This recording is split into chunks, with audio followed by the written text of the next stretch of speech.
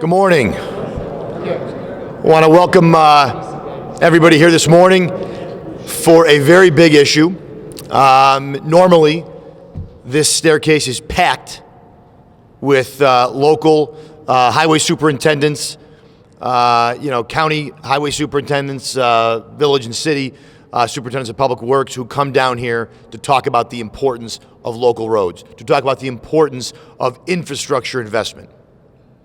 Now today, unfortunately, we're talking about a lot of other issues, but that doesn't mean this issue goes away.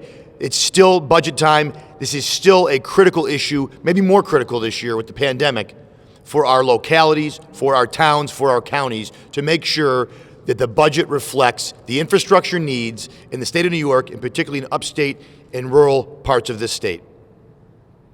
And nobody has fought that fight better than my colleague, Senator Tom O'Mara, and Assemblyman Phil Palmisano. They have done this every year that I've been here and even before, and they do a phenomenal job, and I can promise you, they can walk and chew gum at the same time. They can focus on these issues that we're talking about, and they will stay laser focused on the issue of funding for our local roads and highways. It's an honor to serve with them. It's an honor to be here, and at this point, I want to turn it over to my colleague, Assembly Leader Will Barclay.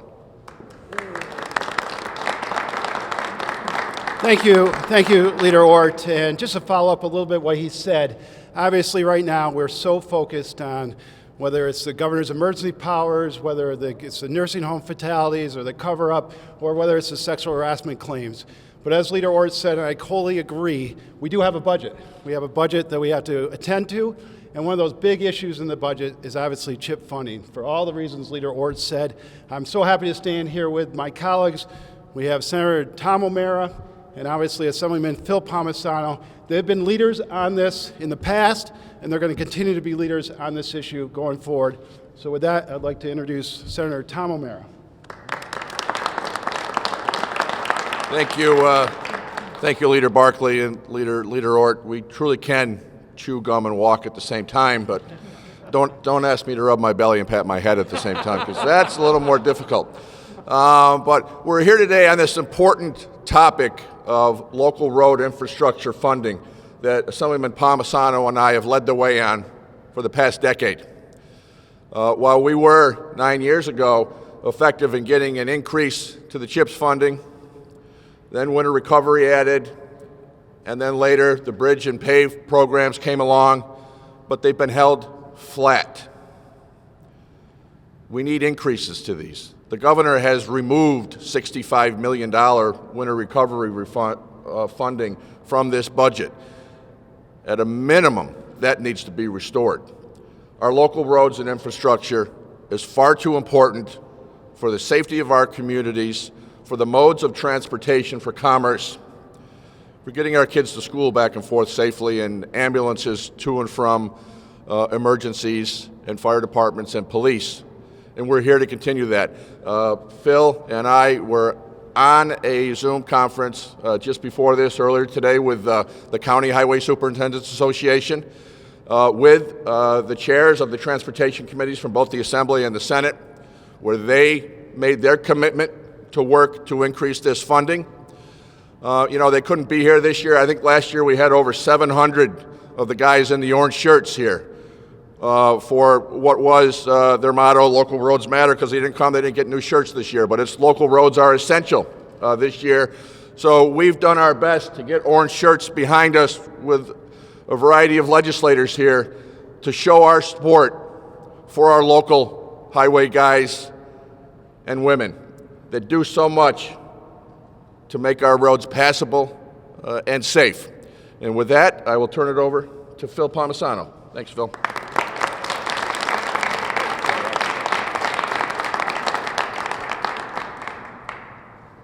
Thank you, Senator O'Mara, and I want to say thank you to Leader Ortt and Leader Barclay for being here today. Thank you for coming. This is our 9th annual Local Roads Press Conference to stress the importance of our local roads, bridges, and culverts. This is a little different this year because, as our leader said, normally we have several hundred highway superintendents in orange behind us on their lobby day. And our stakeholders are here from NISAC, NICOM, Associated General Contractors, Rebuild New York, Farm Bureau are here. But they all have statements in the release that we're providing to you. Also, the tagline has changed a little bit. It used to be local roads matter, now it's local roads are essential. And all the talk about essential workers and what's essential, certainly our local roads are essential. And I certainly want to say thank you to our local highway superintendents, town and county, who aren't here with us for the work you do in our local communities back home. We're here because we know we need to strengthen our commitment to our local infrastructure. This is proven and why it's needed is 87% of the roads are owned and maintained by our local municipalities. 52% of the bridges are owned and maintained by our local municipalities, and 48% of the miles driven are driven on our local roads. The ask that we put forward is warranted, justified, and attainable. In our letter, we had submitted 2 requests depending on the amount of federal aid that came in, but as we look forward, we believe we can reach the higher ask that we put in for. Listen, the governor withheld 20% of the funds, $120 million from our local communities. We believe that should be fully restored. He cut $65 million in the winter recovery program. That should be restored. And he's kept chips flat since 2013, which is unacceptable. So what our ask is, just so you all understand, we're asking for a full restoration of the $120.6 million that was withheld and cut from last year's budget. We're looking for an increase in the CHIPS base aid by $150 million. We're looking to increase the extreme winter recovery funds, restore the $65 million and add $35 million for $100 million. We're looking to double pave New York to $200 million and double bridge New York to $200 million. Some of you may ask, well, how can you do that? We can do that within the governor's existing budget framework. First, in his own budget presentation, he talked about increasing infrastructure investment. He talked about the importance of infrastructure investment, and we agree, it is an important investment. He's talking about increasing from $275 billion to $306 billion this year. That's a $31 billion increase. Shouldn't a portion of that go for our local roads, bridges, and culverts? In the federal aid bill in December, $426 million was made eligible for New York State and the Department of Transportation for projects. Shouldn't a portion of that be able to be used so we can fund and increase funding for our local roads, bridges, and culverts? We're on the second year of a 2-year DOT capital plan, $5.9 billion total, which was a 33% increase over the 2-year period. Shouldn't a percentage of that 33% increase go for our local roads, bridges, and culverts?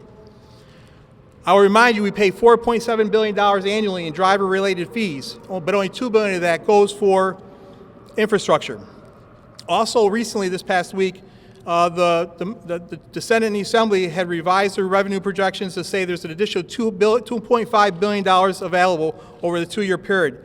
Even the governor, in his 30-day amendments, increased revenue projections by $3.2 billion over the 2-year period. So, based on his budget presentation in January, revenue projections for the 2-year period is up $5.7 billion from the original submission. And the comptroller has shown how the economy is changing and some of our revenues are changing. We believe the funds are here to use within this existing budget framework to deliver these resources to our local communities. It is urgent that we increase our commitment to our local roads, bridges, and culverts, and to our local communities and local property taxpayers. When the governor talks about infrastructure projects, he's always talking about signature projects like Penn Station, photo op projects. And we hear a lot of talk about the MTA being the lifeblood. We understand the MTA is the lifeblood of downstate transportation. But programs like CHIPS and PAVE and winter recovery are the lifeblood of our upstate rural communities. Sometimes that's the only amount of money our local communities have to fund local infrastructure. And it's great if you have these big signature projects, but you have to get from one place to the other. And if the local roads, bridges, and culverts aren't in place, that makes it much more difficult. And we certainly know the need is there for our local municipalities who we should be a stronger partner with. Their sales tax revenues are down. Their AIM funding was cut. And they're trying to battle within the constraints of a property tax cap. We need to be a partner, a stronger partner, and increase that commitment. I don't need to get into the specifics about our bridge and road conditions. We know that our pavement and bridge conditions continue to deteriorate and get worsened. And we know about the billions of dollars in outstanding needs that need to be met. The comptroller pegged it at $89 billion over a 20-year period. The town highway superintendents, $1.7 billion over a period of time deficit. We want to reinforce that local roads don't just matter. In fact, that local roads are truly essential. On the front of this billboard, you can see, this sign, you can see who they're essential for. Various groups. They're essential for safety. They're essential for our schools. How many of us put our kids on a school bus every day and go over a local road or bridge? God forbid we have a tragedy. For our first responders trying to get to an emergency, trying to go over a local road or bridge that's out, that's problematic. For our businesses, they locate in towns, villages, and cities. So they have to get off the interstate and go to on a local road or bridges. So that local infrastructure is just as important to our businesses. For our economy and our economic development, our local governments hire local contractors who hire local jobs to help our local economy. That infrastructure can jumpstart that economy, and we need to jumpstart our economy now more than ever. But we need to be proactive instead of reactive. We don't need to react to a tragedy. We need to be proactive so we can make this happen and deliver for our local municipalities and our local property taxpayers. When we talk about our local property taxpayers, every dollar you invest in the CHIPS program is one less dollar that comes from the local property taxpayer. Every dollar we invest in the CHIPS program saves 6 to 14 in long-term rehabilitation costs for our taxpayers. This is just common sense, and we're urging Governor Cuomo and our colleagues in the majority to do the right thing and not just restore the cuts. That's not good enough. That is unacceptable. We need to be a partner to our local governments and our taxpayers and strengthen and increase our commitment to investing in our local roads, bridges, and culverts through successful programs like the CHIPS program. It's long past due. Ladies and gentlemen, again, I'll remind you, our local roads don't just matter. Our local roads are essential. Thank you, and be happy to answer any questions you have on this issue.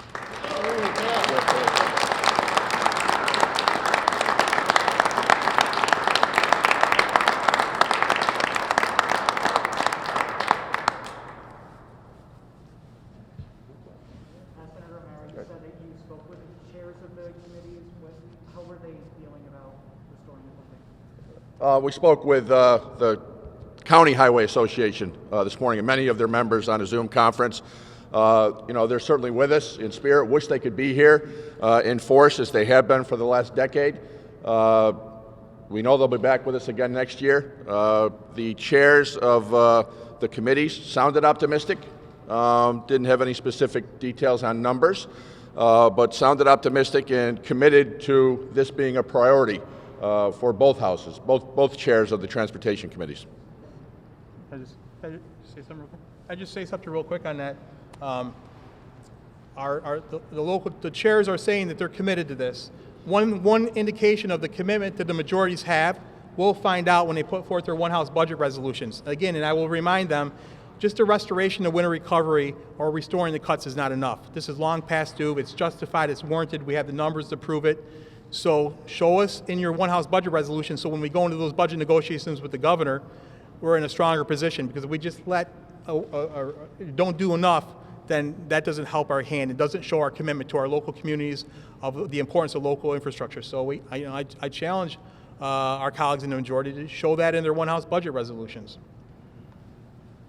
I have an off-topic question on the emergency powers bill that the majority put out this morning. You guys supporting that? We're reviewing it. If you notice, our leaders departed during the conference. That is being reviewed by us. I have not had a chance to read it yet. You'll be hearing more from us later today on that topic.